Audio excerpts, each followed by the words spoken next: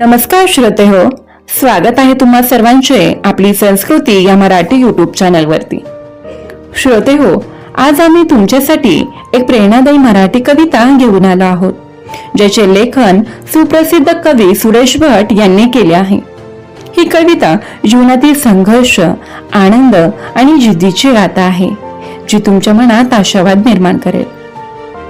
आयुष्य छान आहे, थोडं लहान आहे, रडतोस काय वेड्या, लढण्यात शान आहे। जीवन हे चढउतारांनी भरलेले असते, काट्यांमध्येही फुलं उमलू शकतात आणि आयुष्याच्या प्रत्येक क्षणात एक नवी संधी असते। कधी हसायला, कधी रडायला लागेल, पण प्रवासाची मजा आणि धबधब्याप्रमाणे उंचावरून खाली येणाऱ्या पाण्याला सुंदर बनायचं असतं।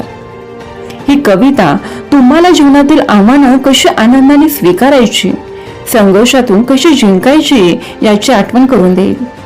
आयुष्याच्या प्रवासात छोट्या गोष्टींची कदर कशी करायची आणि जीवनात मोठं कसं बनायचं याचं सुंदर असे वर्णन या कवितेमध्ये केलेले आहे। तर श्रोते हो, हा प्रेरणादायी व्हिडिओ नक्की पहा आणि तुमच्या मित्रमैत्रिणींसोबत नक्की शेअर करा। आम्ही तुम्हाला नवीन प्रेरणा आणि उमेद देण्याचा प्रयत्न करीत आहोत, त्यामुळे चॅनलला सबस्क्राईब करायला विसरू नका आणि अशाच रोजच्या प्रेरणादायी कथा आणि कवितांसाठी बेल आयकॉनवर नक्की प्रेस करा। चला तर मग आजच्या या सुंदर अशा कवितेला सुरुवात करूयात।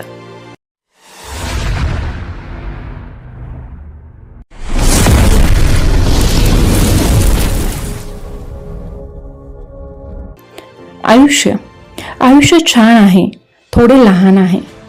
आयुष्य छान आहे, थोडे लहान आहे, रडतोस काय वेड्या, लढण्यात शान आहे, लढण्यात शान आहे।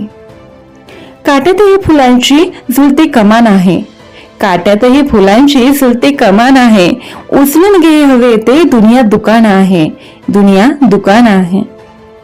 जमणे निरर्थक म्हणतो तो बेईमान आहे, जमणे निरर्थक म्हणतो तो बेईमान आहे। सुखासाठी कधी हसावं लागतं तर कधी रडावं लागतं, कारण सुंदर धबधबा बनायला पाण्यालाही उंचावरून पडावं लागतं, पाण्यालाही उंचावरून पडावं लागतं।